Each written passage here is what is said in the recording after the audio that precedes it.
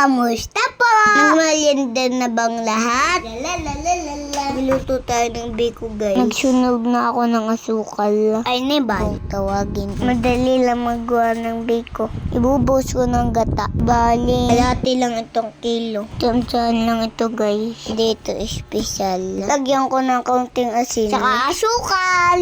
Kaya na pong bahala. Sa gusto niyong tamis. Saka dapat, guys, gasan natin ng mabuti. Yung malagkit. Bago natin isaing. Para tumagal. Hindi kagad mapanis. Mas masarap ito sa biskuit. Di wow.